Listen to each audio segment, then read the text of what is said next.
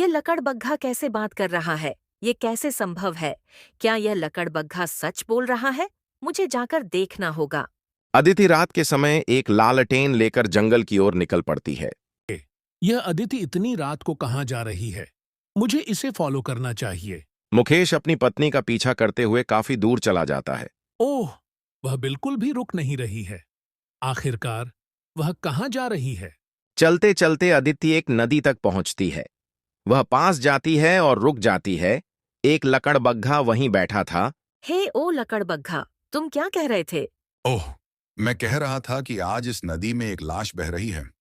उस लाश के दाहिने पैर में दो कीमती रत्न छिपे हुए हैं। यदि कोई व्यक्ति मेरी बात सुन रहा है और समझ रहा है, तो उसे उस लाश को नदी से निकालना चाहिए। उन दो रत्नों को खुद निकालना चाहिए और मुझे वह लाश देनी चाहिए ताकि मैं उस लाश का मांस खा सकूं। लेकिन लकड़बग्घा कहीं भी वह लाश नहीं दिखाई दे रही। अपनी पत्नी को लकड़बग्घा से बात करते देख मुकेश चकरा जाता है। कैसी महिला है यह? यह लकड़बग्घा से बात कर रही है। क्या यह कोई चुड़ैल है? हे, देखो वहां एक लाश बहकर आ रही है। जैसे ही अदिति उस रास्ते पर देखती है, एक लाश बहकर आती है। यह लकड़बग्घा से बात कर रही है। क्या यह कोई चुड़ैल है? जल्दी नदी में कूदो ताकि वह लाश और वह कीमती रत्न तुम्हारे हाथ से निकल ना जाए। ये सुनकर अदिति पानी में कूद जाती है और जल्दी से लाश को पानी से बाहर निकाल लाती है। वाह वाह, तुम कितनी बहादुर हो।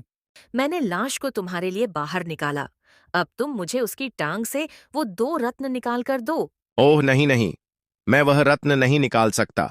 यदि मैंने उन रत्नों को अपनी पापी जुबान से छुआ तो दोनों रत्न गायब हो जाएंगे। इसलिए तुम्हें खुद वह रत्न निकालने होंगे।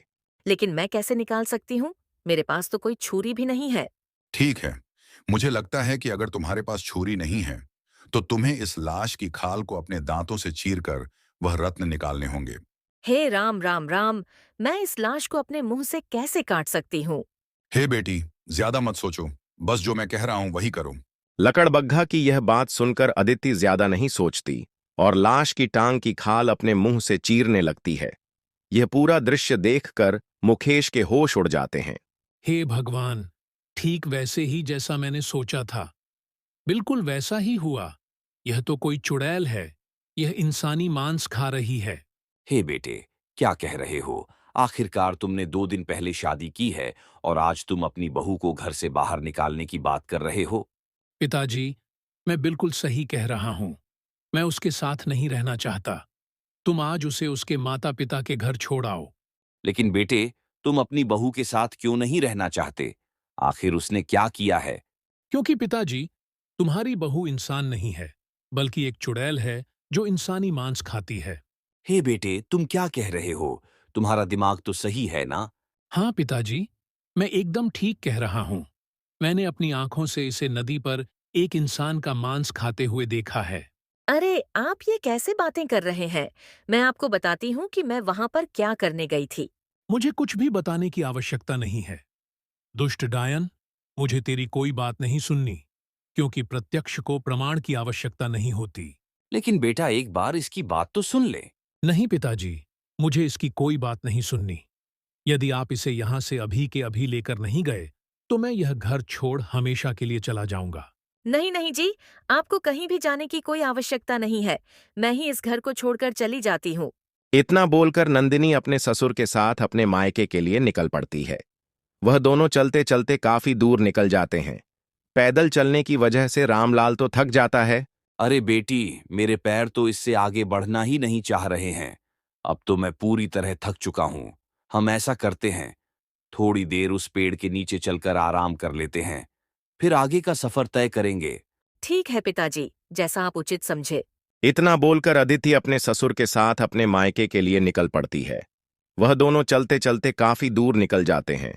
पैदल चलने की वजह से रतनलाल तो थक जाता है। इतना सोचकर वह दोनों पेड़ के पास जाते हैं। रत्नलाल तो थकान से चूर था। वह पेड़ के नीचे लेटते ही सो गया। उसी पेड़ के ऊपर एक कौवा रहता था। आप लोग इस पेड़ के नीचे ना सोइए, नहीं तो अच्छा नहीं होगा। यदि आप लोग मेरी बात को समझ पा रहे हैं तो यहाँ से तुरंत चले जाइए। अरे कौवे, मैं तुम्हारी भाषा समझती हूँ। आखिर तुम हमें इस पेड़ के नीचे से क्यों भगा रहे हो? मैं तुम्हें इस पेड़ के नीचे से इसलिए भगा रहा हूँ क्योंकि इस पेड़ के नीचे काल रहता है। लेकिन कैसा काल? मैं कुछ समझी नहीं। आखिर तुम क्या कहना चाहते हो? अरे मैं यही कहना चाहता हूँ कि इस पेड़ के नीचे तुम उस बिल को तो देख ही रहे हो। हाँ हाँ कौवे, मैं उस बिल को देख सकती हूँ। आखिर क्या है उस बिल में? इस बिल में एक जहरीला सर्प रहता है। इस वृक्ष के नीचे रुकने वाले सभी राहगीरों को वो डस लेता है और उनकी आंखें निकालकर खा जाता है तथा उनका सारा धन खजाना लूटकर अपने बिल के अंदर डाल देता है। उस दुष्ट ने मेरे भी नन्हे बच्चे को मारकर खा लिया। मैंने कसम खाई है कि जब तक उस दुष्ट को खत्म नहीं कर लूंगा, तब तक इस पेड़ को छोड़कर कहीं भी नहीं जाऊंगा। हे कौवे, मुझे यह सूचना बताने के लिए तुम्हारा बहुत बहुत धन्यवाद। वैसे मैंने आपको उस दुष्ट के बारे में सचेत कर दिया। यदि आप बुरा ना माने तो क्या आप मेरी सहायता कर सकती हो? हाँ बोलिए कौवे, मैं तुम्हारी क्या सहायता कर सकती हूँ? आपसे बस इतनी सहायता चाहता हूं कि तुम उस सर्प को खत्म करने में मेरी मदद करो। तुम उस सर्प को मारकर यही डाल देना। उसे मैं खा लूंगा। तभी जाकर मेरा बदला पूरा होगा और तुम उसके बिल में से सारा धन निकाल कर ले जाना। अरे नहीं काग, ये नहीं हो सकता। लेकिन ऐसा क्यों नहीं हो सकता? कौवे, मैं तुम्हें क्या बताऊं सियार। रटे तो यह गति भई, अब तुम न रटो डडका। अरे बेटी, तुम ये क्या बोल रही हो? आखिर ये कौवा तुमसे क्या बोल रहा है? अरे कुछ नहीं पिताजी, आप इस कौए की बात छोड़िए। चलिए, अब हमें यहाँ से निकलना चाहिए। नहीं पुत्री, पहले तुम मुझे सच्चाई बताओ कि आखिर यह कौवा तुमसे क्या कह रहा है और तुमने यह क्यों बोला?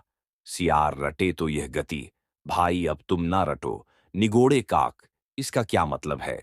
पिताजी, मैं इन पशु पक्षियों की भाषा को बोल और समझ सकती हूँ। सियार रटे तो यह गति भई का मतलब है कि मैं अपने कमरे में लेटी हुई थी। आपके पुत्र तो सो रहे थे, लेकिन मुझे नींद नहीं आ रही थी। तभी एक सियार की आवाज आई कि नदी में एक लाश बहती हुई आ रही है, जिसके दाहिने पैर में 2 रत्न छिपे हुए हैं। यदि कोई व्यक्ति मेरी इस बात को समझ रहा है, तो वह नदी के किनारे पर आ जाए। यह सुनकर मैं जल्दी जल्दी नदी के पास जा पहुंची। इसके बाद क्या हुआ पुत्री? पिताजी, मैं नदी पर तो पहुंच गई थी, लेकिन कोई खंजर नहीं ले जा पाई, जिसकी वजह से मैं अपने दांतों से ही उस लाश की टांग को फाड़कर उन दोनों रत्नों को निकाल कर ले आई। लेकिन यह सब कुछ करते हुए मुझे आपके बेटे ने छिप कर देख लिया। उन्हें लगा कि मैं एक डायन हूँ, जो इंसान का मांस खाती है। उस सियार के चक्कर में पड़कर ही तो मेरी यह दुर्दशा हुई है कि मुझे अपने घर से ही निकाल दिया गया। यदि तुम उन रत्नों को निकाल कर लाई हो, तो वह दोनों रत्न कहाँ है? यदि तुम उन रत्नों को निकाल कर लाई हो तो वह दोनों रत्न कहाँ है? पिताजी, यह देखिए, यही है वो दोनों रत्न। दोनों रत्नों को देखकर तो रतनलाल की आंखें फटी की फटी रह जाती हैं। लेकिन पुत्री, तुमने यह बात मुकेश को क्यों नहीं बताई? लेकिन कैसे बताती?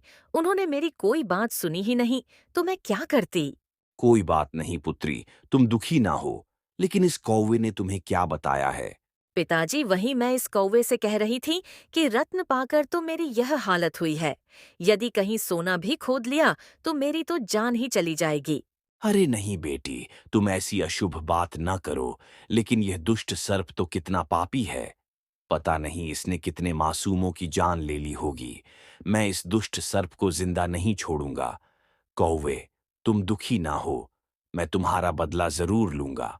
लेकिन पिताजी, आप उसे मारेंगे कैसे? बेटी, यह तो मैंने भी नहीं सोचा। अब तुम ही बताओ, क्या तुम्हारे पास कोई युक्ति है? युक्ति तो है, लेकिन वह बहुत कठिन है। बोल बेटी, उस दुष्ट को मारने की क्या योजना है? हमें उस दुष्ट को खत्म करना ही होगा, नहीं तो वह पता नहीं और भी कितने मासूमों की जान ले लेगा। पिताजी, आप बाजार से एक फावड़ा और एक तलवार खरीद कर ले आइए, फिर मैं बताऊंगी कि आगे क्या करना है। अच्छा ठीक है बेटी, मैं बाजार को जा रहा हूँ। लेकिन तुम इस वृक्ष के पास से हटकर कहीं दूर जाकर रुक जाओ। मैं जल्दी ही बाजार से वापस लौट आऊंगा। इतना बोलकर रतनलाल सामान खरीदने के लिए बाजार की तरफ निकल पड़ता है। वह चलते चलते जल्दी ही बाजार को पहुंच जाता है। अरे लोहार भाई, आप मुझे एक फावड़ा तथा एक तलवार दे दीजिए। लोहार तुरंत ही एक तलवार तथा एक फावड़ा दे देता है। तलवार और फावड़ा लेकर रतनलाल तुरंत ही वापस चल पड़ता है। रतनलाल जल्दी ही उस स्थान पर पहुंच जाता है जहां पर उसकी बहू खड़ी हुई थी। ये लो बेटी, मैं तलवार और फावड़ा लेकर आ गया हूँ। पिताजी, आप फावड़े को उधर दूर रख दीजिए और तलवार लेकर उस पेड़ के पीछे छिप जाइए। मैं इसी पेड़ के नीचे सोने का नाटक करूंगी।